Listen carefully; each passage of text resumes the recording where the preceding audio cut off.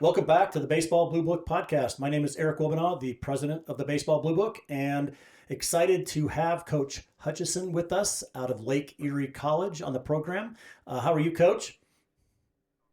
Doing great, Eric. How are I'm you? doing fantastic. Great to be back in the great state of Ohio and up by Lake Erie. It's such a beautiful place. But before we begin, I want to encourage everyone to subscribe to the channel. If you're on YouTube, please subscribe, share, make some comments. Love the feedback. We're also on Spotify and iTunes. You can follow us on Twitter, BSBL Blue Book, as well as Instagram. So make sure you guys are following us. We got some great coaches all lined up. And but today with Coach Hutchison, if you could do a quick intro, let us know, kind of get to know you, sir. Yeah. So without diving too deep into it, so I just say I'm from Columbus, Ohio, but technically I'm from Baltimore. It's a village in between Lancaster and Pickerington. Went to a school that sports at, showed animals at the fair, country type living. Then once I, got towards the end of my high school career, I was deciding what I wanted to do. And I really loved baseball. I was actually way better at golf. I had multiple offers for Division I golf, but I loved baseball. So I actually had a preferred walk-on opportunity to go to Ohio University for Coach Carbone. And 3 weeks before school was in session, I decided to change and go to the University of Rio Grande. So I had a split household growing up, so money was tight, and it was more of an opportunity situation. I knew that I had an opportunity to go play Division I baseball, and that was a dream of mine. But at the same time, like I wanted to play baseball, and I wanted to be able to develop, and I wanted to win, have a chance to win a championship. And luckily enough, my senior year there, we ended up winning a championship there, and we were one game away from going to Lewiston, Idaho, to the World Series in NAIA. It was an unbelievable experience and run, and I'll remember it forever. And then I was fortunate enough, Coach Brad Warnemont, who's still at the University of Rio Grande, he wanted me to be a assistant with him as a graduate assistant coach. So I accepted, and I got my master's in educational leadership, mainly geared towards coaching. And it was there for a year and a half. I got my undergrad in high school math education, and decided that teaching wasn't going to be what I wanted to do. I wanted to get more into this coaching thing because, one, it seemed more fun, and two, apparently I didn't like making money at the time. I was making like $45 every 2 weeks and grinding through it, but really enjoyed it and learned a lot under Coach Warnemont, and we still talk to this day. He's won almost, I mean, he's up there with his wins, and he'll be one of the winningest coaches probably in history of NEI if he keeps going. So but then as soon as that ended, I had to make a decision again whether I wanted to go in teaching or into coaching. And I worked for a baseball tournament company actually called Pastime Tournaments under Tom Davidson in Indianapolis, Indiana. And he reached out to me and asked for a full-time position in the tournament space. And that allowed me to expand and try and dive into this coaching thing because that's what I wanted to do. So during that time, there was an opening. This was July. I think I got the phone call for a pitching coach job at the University of Indianapolis. And it was already, fitting because I was moving out there anyways. So I, went on my interview, and my interview was actually golfing with Coach Vaught. And I shot a 75 that day. And so it was a pretty good day. But I always joke with him too. You should have saw me the day before when I shot a 88. But it was just one of those days where I was on, and we had a really good conversation, got to know each other. And it was exactly what they needed during that time. So I coached there for 4 years under Coach Gary Vaught and Al Reddy, and Coach Reddy is still the head coach at UIndy at the Greyhounds. And then during that time, right after COVID, I was really wanting to try and get, full-time position. Didn't want to work 2 jobs anymore. It was very difficult. So this job actually opened up as the head job here at Lake Erie College. And, 3 years ago, and it was July, I actually got, named the head baseball coach here, and I've been here. This is my 3rd season. And it's been great. Love Ohio. Being an Ohio guy back in Cleveland, it is great. I'm actually an Indians fan, First baseball game I went to, I saw Jim Tomei hit 2 jacks, and I was in love, right? Nice. So it was a lot of fun. So at the Jake, as we were talking about earlier. That's Yeah, right. it's still the Jake. Great stadium. Great stadium. Love that place. So, this is going to be a little bit different. You had mentioned you're a golfer, and one of the couple interviews that I've had, we've talked about the individual aspects of baseball, being a team sport, but it's very individualized, and the type of players that coaches are looking for. And they mentioned wrestling, and then a couple of, do mention golf. Obviously, golf is individualized. It's their own pressure. It's just you against somebody else. Talk about how that mindset has helped you from a baseball perspective. So I think the biggest connection, and then also the biggest difference, is it's just like pitch by pitch, it's shot by shot. And if you try and go against the other person, more often than not, you're going to fail, right? I know there's a difference between match and stroke play, but my coach always used to tell me, like, you're playing the course. Yeah. It's you versus the course. The course is going to change every single day. That's going to be different. The wind's going to be different. Everything's going to change. So no matter what, if you just focus on that, then it doesn't really matter what the other person does in reality. Like, yeah, you might lose, but if you put together a good score and you focus on you, then things can be a lot better. And that's where, like in baseball, I was a pitcher, and if you're a hitter or anything, if you try and think about too many things, right, you can make yourself worse. Yep. Or also too, if you're obsessing about your swing too much or thinking about anything else other than like, hey, let's just put a good shot together, or let's, I'm just going to throw this pitch and it's going to hit this spot, and I don't care, where the location is. I'm going to get it by him. Or same with hitting, like my job is to score this guy, and I'm going to do that. Right. And that's where I guess the big difference is like with baseball, especially if you're a hitter, if there's a runner at third and nobody out and you don't get the job done, we'll pass it off to the next guy. Right. And then it's his job to focus up and get that job done. So, no, it definitely did help me, for sure. But when you have to walk forever to go get your golf ball, I think you're thinking about it a little bit, and you're worried about, should I just take my golf club and, possibly hit it over this tree, or, what? So. That's great. That's great. No, I love it because I'm a golfer as well, but you brought up a great point. It's, if you just focus on that, you may have a bad round or a bad shot or whatever. It's focusing on the next shot. And I hear that a lot with coaches, right? Just focus on the next at bat, right? You struck out. You didn't like, how is my approach to this next at bat or this next pitch? And I love that because it's a mindset game, right? It's something that it's difficult to teach. It's better at learning and being, in practice in what you're doing. So I appreciate that. And I think it's a great comparison analogy. So again, back to your back to you growing up, D1 prospect, but made a decision to go to NAIA. That's interesting, right? That's obviously something that I'd like to hear a little bit more about. So many people have this D1 or bust mentality. You were there and you made a decision to go elsewhere. Talk about that a little bit. Yeah. So again, it came back to, I was 150 pounds soaking wet, 6'3", like, was a mid-80s arm, had good stuff. But, like everyone else, you're the best guy in town, right? You're the best guy on your team. Yeah. And, looking at it, it's like, honestly, again, we were NAIA. We played OU 2 years. We beat them in a regular season game, and then we scrimmaged them the following year, and we had run rolled them in one of the games. And it was just like very eye-opening for me as a coach. And at the time that we were a player, and we hit them and won 2-1. And it was a really good ball game. And it's like, okay, you can win anywhere. It's baseball. That's great. It doesn't really matter. I think the biggest difference between the Power 5 schools and, even like, some of the, mid-level, even NAIs and stuff, it's depth, right? Like it's the pitching depth, it's position player depth.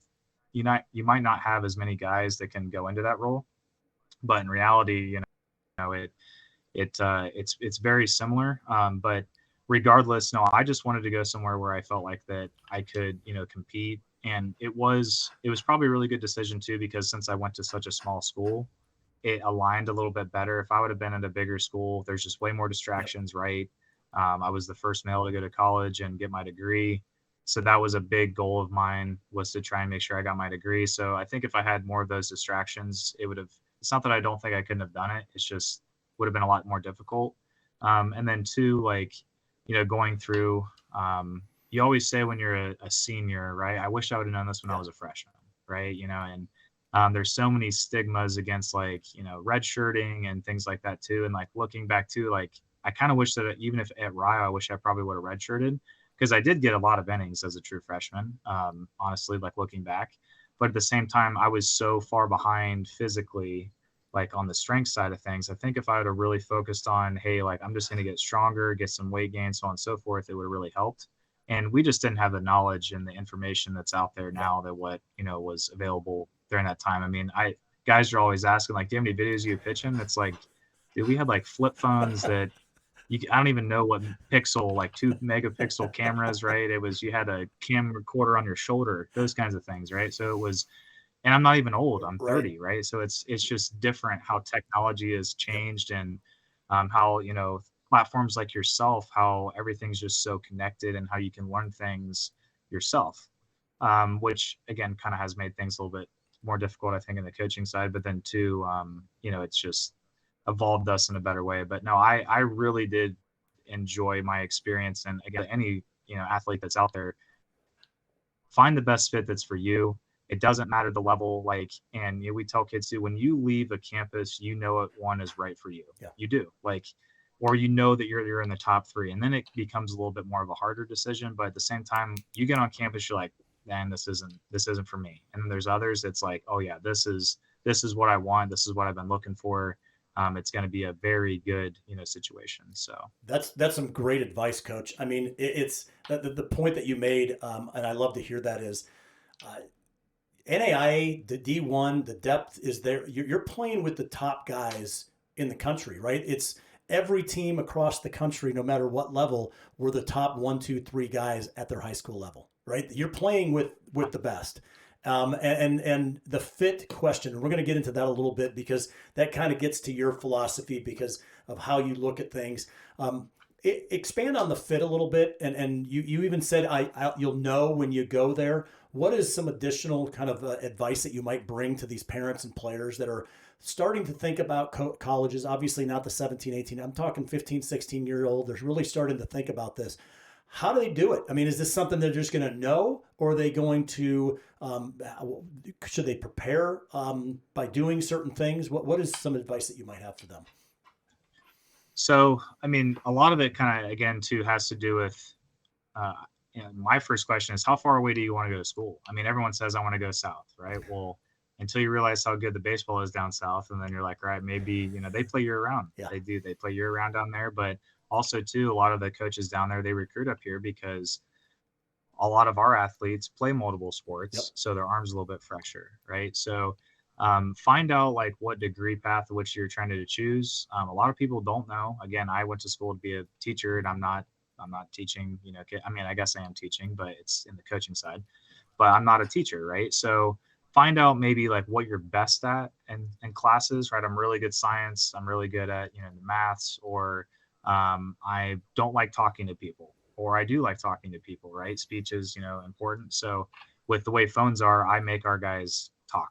Like we have to talk Good for you. in person as much as possible. Yeah, we make them. We do why talks twice a week, and it's like why you're here, why you do what you do, things like that. So the guys get to know each other, which I can expand on that a little bit later. But no, find out what you think is regionally what you're looking for. Maybe all levels, like, hey, and look too, like maybe look at some metrics of where you're at. There's a lot of info out there, right? So, hey, I want to go play at, Clemson. Okay, well, what's the number, their number 1 recruit? What's he doing, right? In your class, you can go ahead and look it up. You can Google it, Yep, right? yep. Look up Clemson commits, and you can see, hey, this kid, their right-handed pitcher, he's, 15 years old, and he's already at 92. Okay, well, if I'm at 82, all right, well, I better have really good off speed or things Right. like that, or I better have some other intangibles to get me there, right? So you can kind of compare those things, and it's not meant to be like discouraging, because we want kids to have dreams, but we also want the reality to kind of set in too, where it's like, hey, where can I also go where I could possibly impact as a true freshman? Maybe that's junior college. JUCO gets a bad rep. I think JUCO is a very viable option for sure. With the way that the portal is and things like that too, you want to go, again, best fit. what are the needs, what are the people that they're leaving in their class, you know, how many seniors they have, you know, that's graduating within your position. Yeah, those all should play a factor. And we talk through all those things. We are extremely honest through our process. We don't hide anything. Literally, the board that's behind me has every recruit that we have. It has all the guys that's here. It's color coded based off of what age they are and everything. So when parents come in here, they see exactly who our guys are. And we just move them over once they go from contacted to on campus, and then on campus. It's just an easy little magnet thing. It's nothing crazy. It's just, I'm a visual person, so at least they see it too, and there's nothing being hidden. That's perfect. That's perfect. It's a CRM for players. Coaches got to do it, right? Exactly. It's a funnel. Exactly. I love it. I love it. Business 101 for coaches. So we're gonna get into kind of players that you're looking for. Also a little bit of highlighting the college and the program. Before we begin, I encourage everyone to subscribe to the channel. It helps us out, gets the message out on YouTube, as well as Spotify and iTunes. You can follow us on Twitter, on Instagram, BSBL Blue Book. We are with Coach Hutchison, the head coach at Lake Erie College, on the program. Really enjoying the conversation, kind of getting into kind of who he is, his philosophy. But let's talk about players. Let's talk about D1 or D2 play, what you're looking for, you know, kind of the mindset that goes into these players that need to, you know, to be part of your program. Go ahead. Yeah. So, I mean, again, I don't like labeling kids. Honestly, like as far as like, hey, this guy's a D1 guy, this guy's a D2 guy, this guy's an AI D3, whatever. To me, it's just more like where you are physically, you know, in reality. You have to be able to play. Like if you can't play, obviously we're not going to, you know, contact and things like that. But the first thing that we really look for, you know, honestly, is do they possess at least, you know, two things that can play at this level, right? Or even at, you know, mid-major or Power 5 level, right? If it's three, it's definitely a bonus. And then it's our job to develop those other two and make those three that we got them here to be even better. That's good. We hit the weight room hard immediately. So if they're a kid that's a little bit physically, you know, further behind than some others, we just know we need to pair them up with someone that is maybe an adult or a kid that's been here for a couple of years that is a little bigger, right? And when they're in that environment, they end up getting stronger a lot quicker. So obviously they got to have at least, you know, like I said, two or three tools. The other thing too is, you know, they got to have really good character. If there's any sort of, you know, red flag at all, it can be detrimental to the recruiting process. And when we get on the phone, it needs to be done probably before we even get on the phone. That's why we go out. We're out constantly. Myself and my assistants, we're out all the time, and we're watching everything. I mean, there was something I saw the other day on Twitter, and it was like, we watch you when you go get something at the concession stand. I mean, we're literally watching you all the time, because if you're treating other people with disrespect, then what do you think that you're going to do when you get here, right? You know, little things like that, you know, yes sir, no sir, to, you know, people that you're talking with, like those things definitely go a long way. Like, are you a person that's like, you know, throwing your stuff after frustration? Like, I get it. You know, I'm sure I did that, you know, back in the day too, but you have to learn from it. You have to own up to it, and things of that nature. And everyone's going to fail. So like, how do you fail? We want to see guys fail, actually. Obviously, if they're failing more than they're succeeding, then we probably need to find someone else. But we want to see a bad outing from a pitcher. We want to see the umpire that's missed a couple calls. We want to see those things, because those things are going to happen in a game. How do they react? Those are things that we look for. And then obviously it dives in a little bit deeper once we, you know, contact them and get them on campus and stuff like that. But we try and just do things like that, because again, like if they have good character, they want to be here, they have, you know, those tools, then we're going to be reaching out to them and get them on campus. And then at that point, it just becomes on their time frame of what they're looking for and stuff like that. That's good. You were mentioning Coach Walter at Wake Forest. That was one of our podcasts. Yes. Okay. Yeah. He mentioned he watches what you eat at the concession stand. I think it hit 1 million views, and it went viral. We had some interesting comments on that. I'm going to actually bring up some of those. And I'm glad that you brought it up because we've also had the coach in Penn State Du Bois.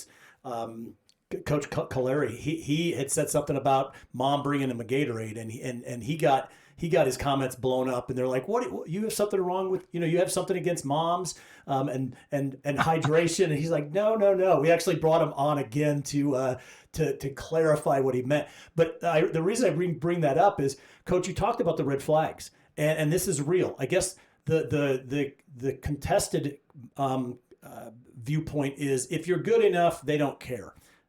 I'd like you to respond to that comment because I hear that all the time. Players are like, if you're good enough, they don't really care. You can do whatever you want. So Coach Bornemann always used to say that if you have a cancer, you got to cut it out, right? It's only going to grow. So if you see one person doing something, it affects the dugout significantly, right? I mean, you can watch any MLB game or anything. If a guy freaks out, starts banging the bat off the wall and stuff like that, like everyone watches. Everyone in the dugout sees it. They're trying to ignore it, but they hear it in the background, and it just it wears on you as a person, right?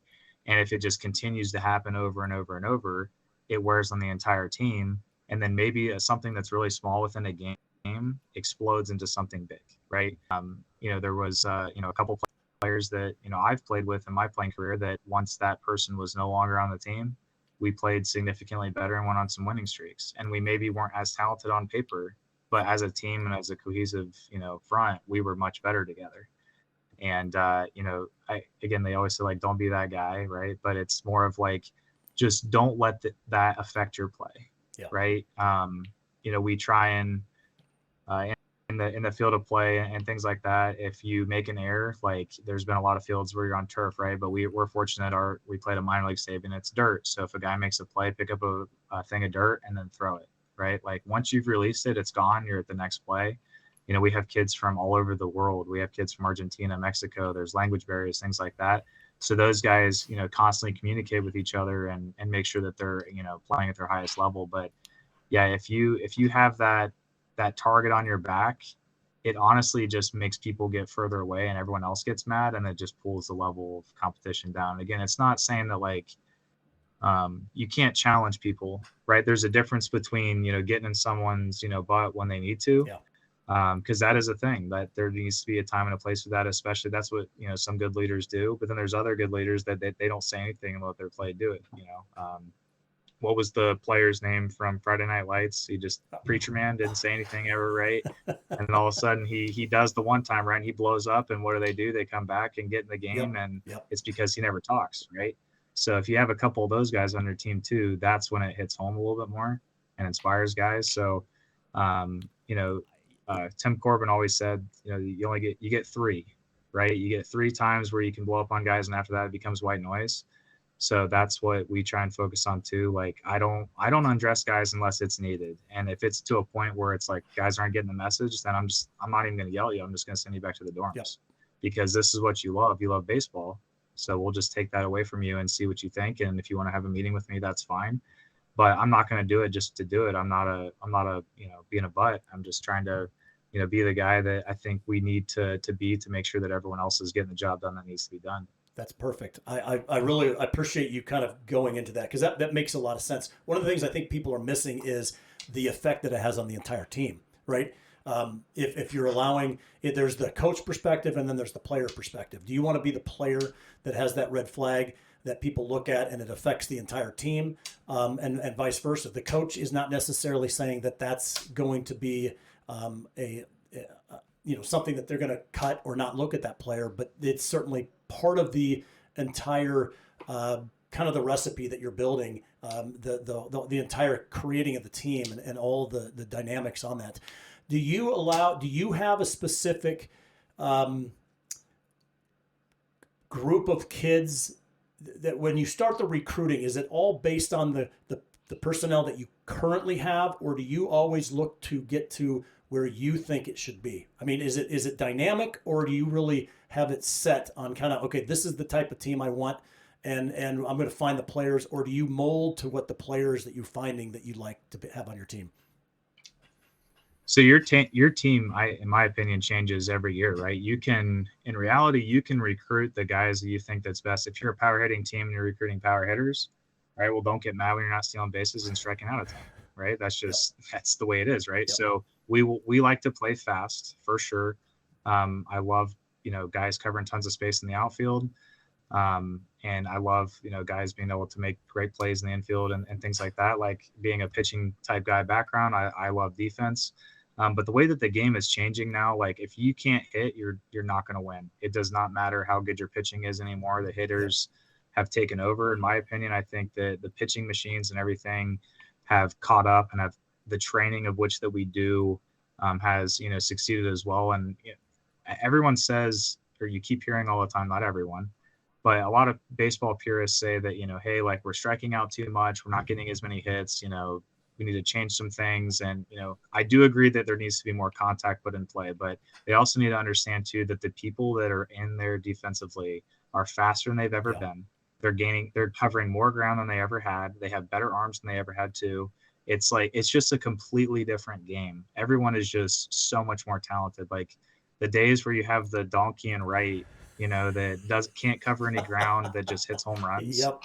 Like they're probably in there at the end of the game when they need a pinch hit. Like you just don't see those guys as much anymore. And if they are, they're at first or third probably. But even then, like it's crazy how athletic people are. I mean, it's insane how the game has changed and whatnot. But no, I do think that there's been some massive changes within our game, but I think it's for the better. But I'm not a fan of the pitch clock at all. Don't think that's a good move. I think that's the main reason why that a lot of these pro pitchers are getting hurt. You're asking someone to literally do a physical activity as hard as they can it's 15 seconds, but in reality it's not, because if it goes to 15, guess what? It's a ball. So in reality, it's probably every 12 seconds.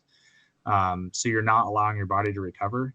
And you're wondering why all these elite pitchers are having Tommy John. It's just like, I said this 2 years ago when they came up with it. I said, you're going to have way more Tommy Johns. And it's already extremely high. So not trying to open up another can of worms, but that one just drives me nuts on that side of things. I love it. A coach finally said something that could be controversial, that I didn't have to bring up. That's what I always look for. I completely agree with you, Coach. I'm not a fan of trying to do something that I don't think has any impact, negative or positive impact on the game. It just, you don't have shot clocks don't work in baseball. I mean, you don't add a clock to a game that has no clock.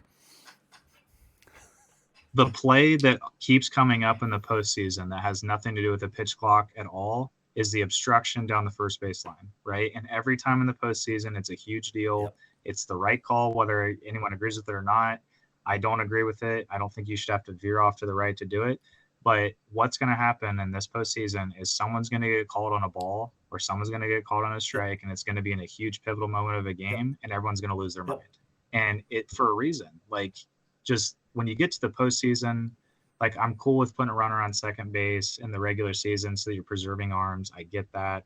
But when you get to the postseason, I think you just let them play. Like everything, in my opinion, should just go back to the natural way of which the game was before. The people that are going to the World Series anyways, they're baseball purists. They want to see the game in its natural ability. Regular season may be a little different, but I don't know. It's just like the NFL with the coin flip being the team that scores first wins. Horrible rule, right? Like there's just so many rules that's out there in all these sports that just make no sense. But at least we don't tie like in soccer. So there's at least that. Which, not a fan of that either. No, you bring up a lot of good points because, the one of the things, and we're going kind of off on a different topics, which is fine. But I always said that, do you want, because football adds all these rules all the time. And it seems like every rule is then modified because something happens in the playoffs, something happens in the Super Bowl that they're like, well, that wasn't really the intent of this. So now all of a sudden we're modifying it for the next year. And it's kind of like, slow down on some of these things. I mean, we added way too many, way too fast. We didn't, and I know they did it in the lower levels for a while. But again, we that's a whole nother topic at another time. So I appreciate you bringing up that, but it makes sense because you guys are now having to, you don't really modify it at the college level, but you have to, right? I mean, if this is going to be part of the major league Yeah. game, then you've got to start modifying this at every single level because from a training perspective, you can't get used to taking 30 seconds to pitch the ball, and now all of a sudden you got 15. Like you said, your body has learned to recover at a particular time, and everybody's a little bit different on how they handle that. Yeah, so we have the pitch clock too, and we train our guys to throw a pitch every 10 seconds, and we have to. Yep. And it's hard. It really is. I mean, guys just the long innings, the 20 plus pitch inning, is really detrimental to a starter's outing in reality because it wears on the person, especially when it starts getting Yep. hotter and stuff like that. Well, that's good. Well, Coach, I appreciate that. Let's go into your program. What makes it so special, and why do you encourage people to check it out? Yeah, so like I said, we played a minor league stadium. We're 30 minutes from downtown Cleveland. Like I said, and we were talking earlier, like Cleveland gets a bad rap. It's a lot of fun down there. There's, plenty of pro organizations down there. You got the Rubber Ducks. It's an hour away too. So if you want to see the AA of Cleveland, you can. We're the high A where we play. And then Columbus is where the AAA team is. So you could see all levels within, 2.5 hours if you wanted. You're 10 minutes from the lake. Which we really take time, for that. We talk about mental training a lot. So we send our guys, to the lake and do some meditation work and stuff like that. If you want some legit food, I mean, there's tons. I'm a big Italian food guy, and there's so much good food downtown Cleveland, Yep. and stuff like that. But then as far as, you get the experience, right? That's why you want to go. We talk about the college experience. Well, you will get that experience here for sure. But we're also in a smaller rural type area. So like, it's not a village. It's a small city. Painesville's very, very small. It's the campus is feels like you're in a woods. I mean, it's just surrounded by trees, older buildings. It was built in 1856. We have around 1,200 to 1,500 students roughly on campus, and a lot of them are athletes, which is a good thing. I went to a very similar school, and I really enjoy it. So you really get to know everybody. And as far as having the opportunity, that's what we talk about all the time. Like if you're coming on campus and you're one of the guys that we've felt that could be great for this program, like you would have an opportunity to have a chance to impact us as a true freshman. So there are a lot of benefits of what Lake Erie has to offer.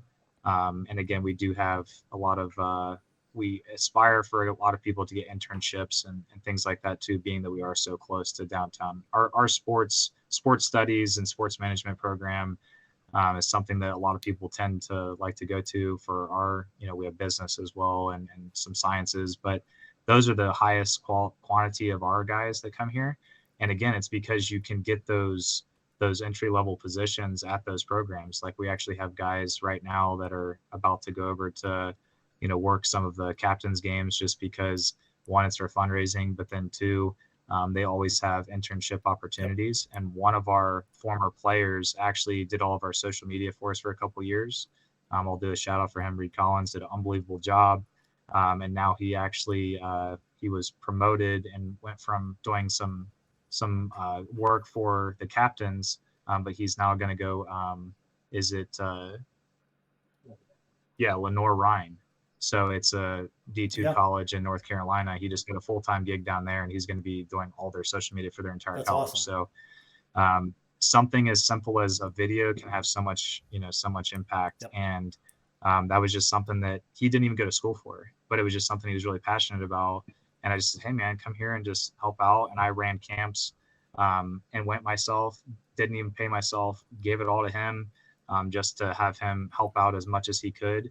And it was great. And it's always good to see things like that because, something like that, maybe one day, maybe I'll get an invite to a wedding, and those things matter more to me, honestly, than, anything else, because I don't remember all the records that I had when I played, but I do remember all the guys that, helped impact my life, and those things go a long way. And that's something that we say you will get here for sure, is someone that, maybe could be your best man in your wedding or something along those It lines. really is true, right? And I'm not nothing against D1. I love D1 programs. I love the universities. There's so much opportunity, but when you start getting to these smaller schools, it's such a different atmosphere. I one of the comments that a coach made to me in a few podcasts before was you're not making a 4-year commitment, you're making a 40-year commitment. You're creating relationships with people that you're going to know for the rest of your life, and that's, it sounds like it's a huge responsibility to make the right decision. It is, but you got to go in understanding and realizing that there's more to it than just the big college life. It's building those relationships, and obviously through the baseball team and the university. This is awesome. I appreciate the opportunity to talk with you today, Coach. It's been a lot of fun getting to know you, getting to know your program. One last question is, where do you go to find players? And where is a place where you would recommend the players to go to maybe be seen by you, and some other advice that you might have for them to maybe to have who they are? Yeah, well, obviously there's your platform, right? That'll be a thing here for sure, real soon. But what we try and do is we try and any state that hits Ohio, we're going to really hit those hard. It's been very difficult to get kids from Kentucky and Tennessee and things like that, just because one, they're going through other schools that's in our conference, before they get here. But we've had a lot of success with Michigan, Indiana, Ohio. We've had a lot of success with Illinois kids. We actually have international kids, like I said. And we have some kids from California, and we have Colorado coming in, a few kids from Texas, and some kids from Florida. So we get them from all over. But I get the main thing to do, like we talked about earlier, is if you find a team or a program that you're really interested in, email. If there's a camp and you can afford to go to those, great. If not, your cell phone's your best friend. Make sure you're getting video. We talk about it. It's the end, right? So there needs to be something that just moves the needle slightly to where it's like, hey, we probably need to try and get out and see this kid. Yep. And then at that point, when we go out and see you, then it's like, okay, unfortunately, it's as far as it is. Like we kind of have to make a quick decision on one time that we see them or something along those lines. But yeah, that's reaching out there, and then Twitter, or I guess it's X now, right? It's no longer Twitter. Reaching out through that as well. It's really hard. And what I mean by reaching out is like using that as your platform for, your content. I mean, it's a 10-second video could change your life. Honestly, it really could. And again, find out what matters most to you, narrow that down to your top 5, and then start emailing those coaches, religiously. Hey, coach, here's my progress throughout the summer. Yep. There's been multiple kids where they've, sent updates every single week. This is what's going on. And it's like, if you're that, tedious and you're, sending legit emails and it's not, through some sort of program, and we can tell which ones are and which ones aren't. But if it is genuine and from you, we're more apt to go out and see you, just because guess what? That sounds like a kid that wants to be here. Yep.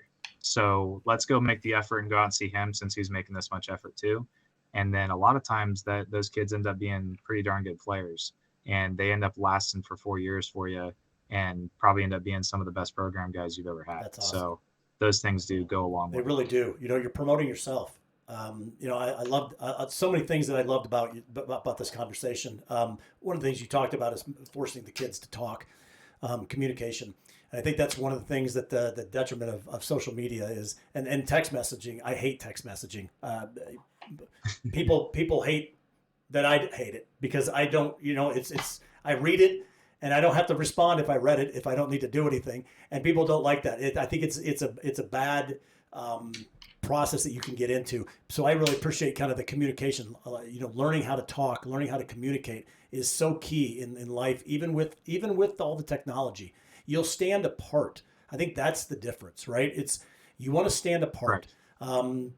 Everybody's on text, everybody's doing this. What can you do to stand apart and stand above the other people? Because this is a process. This is a recruiting process. You guys are making some big decisions. Coaches have got to, your job's on the line to put together the right team, the right group of people. And so I think it goes both ways. Coach, thank you so much for the information and the opportunity to get to know you today.